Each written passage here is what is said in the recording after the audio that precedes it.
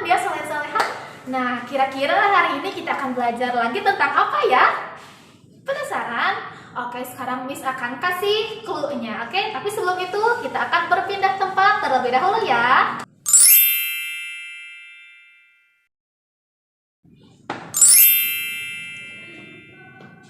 Oke, soleh-soleh, sekarang kita sudah ada di ruangan ya. Oke, kita langsung saja menyebutkan clue-nya ya. Clue yang pertama yaitu Bukit Safa dan Marwah. Clue yang kedua yaitu pembangunan Ka'bah oleh Nabi Ibrahim dan Nabi Ismail alaihissalam. Dan clue yang ketiga yaitu seekor kambing. Nah, kira-kira hari ini kita akan belajar tentang apa ya, soleh-soleha? Yes, that's right. Keteladanan Nabi Ismail alaihi salam. Oke, hari ini kita akan belajar tentang itu.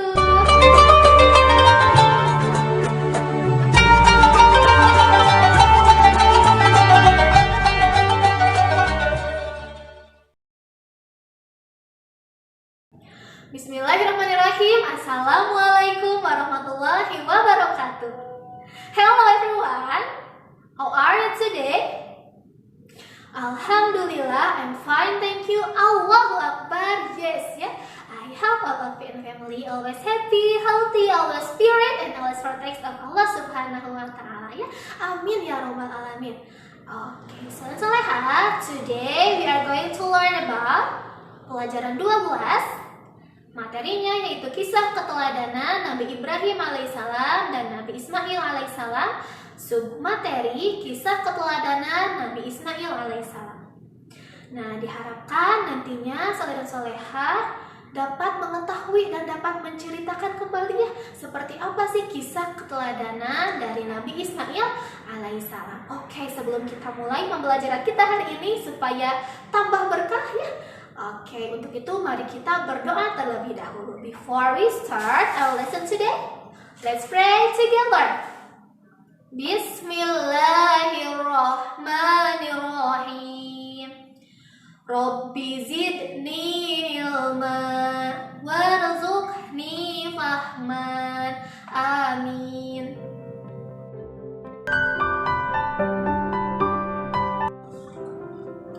Oke, soleh-soleh, kita mulai dari pembahasan pertama yaitu kisah keluarga Nabi Ismail alaihissalam ya.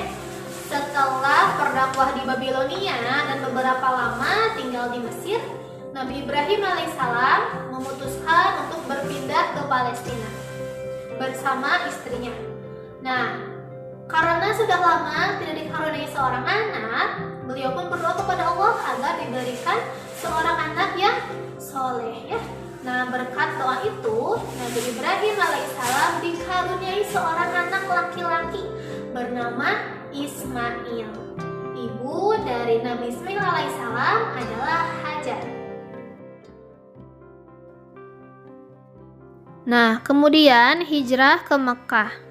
Dengan bertawakal kepada Allah Subhanahu wa Ta'ala, Nabi Ibrahim alaihissalam meninggalkan rumah membawa Hajar dan Ismail tanpa tempat tujuan yang tertentu. Ia hanya berserah diri kepada Allah Subhanahu wa Ta'ala yang akan memberi arah kepada binatang tunggangannya. Setelah berminggu-minggu berada dalam perjalanan jauh, tibalah pada akhirnya Nabi Ibrahim alaihissalam bersama istri dan anaknya Ismail di Makkah.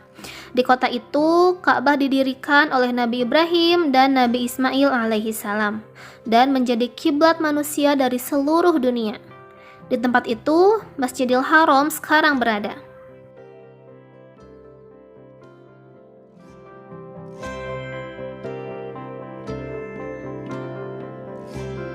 Nah, selanjutnya yaitu ditinggal di tempat yang gersang. Lelah masih belum hilang. Perintah Allah Subhanahu wa Ta'ala sudah datang kepada Nabi Ibrahim alaihissalam. Di Mekah, Hajar dan Ismail harus ditinggalkan. Padahal tempat itu sangat gersang, tak ada air dan tanaman yang subur.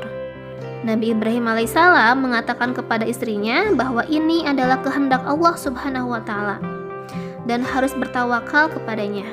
Hajar berkata, "Kemanakah engkau akan pergi? Apakah Allah yang menyuruhmu melakukan hal ini?" Nabi Ibrahim menjawab, "Benar, Allah lah yang menyuruh kita ke sini.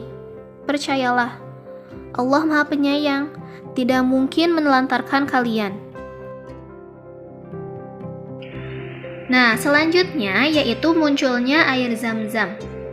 Hajar mematuhi perintah Ibrahim dengan sabar. Ia makan dari bekalnya dan minum dari air yang ditinggalkan Nabi Ibrahim alaihissalam sampai habis. Beberapa hari kemudian, persediaan bekal sudah habis.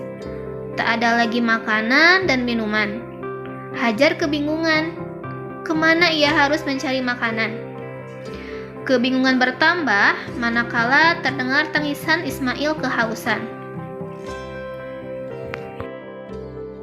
Hajar melirik ke kanan ke kiri. Pandangannya ke sana kemari mencari air. Begitu gigihnya Hajar, ia berlari menuju Bukit Safa barangkali bisa mendapatkan air. Ternyata tidak ada air sedikit pun. Kemudian ia pun berlari-lari kepayahan sampai tiba di suatu tempat lain yang bernama Marwah. Di sana pun tidak ada air. Kejadian itu sampai berulang-ulang, bolak-balik sebanyak 7 kali. Ia berlari antara Bukit Safa dan Marwah. Diriwayatkan bahwa Hajar berada dalam keadaan tidak berdaya dan hampir putus asa. Namun pertolongan Allah Subhanahu wa taala datang kepadanya. Atas kekuasaan Allah Subhanahu wa taala, melalui malaikat Jibril, keluarlah mata air Zam-Zam. Air itu dapat memenuhi keperluannya sehari-hari. Kemudian yang selanjutnya adalah pengorbanan Nabi Ismail alaihissalam.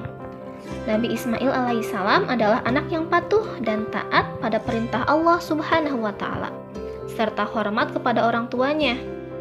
Ketaatan dan kepatuhan Nabi Ismail alaihissalam diuji oleh Allah Subhanahu wa taala. Ketika Nabi Ismail alaihissalam menginjak usia remaja, Nabi Ibrahim alaihissalam dan Hajar diuji oleh Allah Subhanahu wa taala. Peristiwa ini dijelaskan dalam Al-Qur'an surat As-Saffat ayat 102 sampai 111, yaitu maka tatkala anak itu sampai pada umur sanggup berusaha bersama-sama Ibrahim, Ibrahim berkata, "Hai anakku, sesungguhnya aku melihat dalam mimpi bahwa aku menyembelihmu. Maka pikirkanlah apa pendapatmu." Ia menjawab, "Hai bapakku, kerjakanlah apa yang diperintahkan kepadamu. Insya Allah kamu akan mendapatiku termasuk orang-orang yang sabar." Lalu Allah Subhanahu wa taala menggantinya dengan seekor kambing. Peristiwa ini menjadi dasar disyariatkannya kurban yang dilakukan pada hari raya haji. Nah, kemudian yang selanjutnya yaitu Nabi Ibrahim alaihissalam dan Nabi Ismail alaihissalam membangun Ka'bah.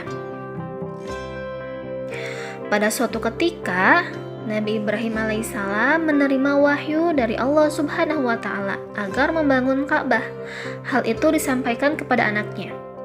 Nabi Ismail alaihissalam berkata, "Kerjakanlah apa yang diperintahkan Tuhanmu kepadamu, dan aku akan membantumu dalam pekerjaan mulia itu." Allah Subhanahu wa taala berfirman dalam Al-Qur'an surat Al-Baqarah ayat 127.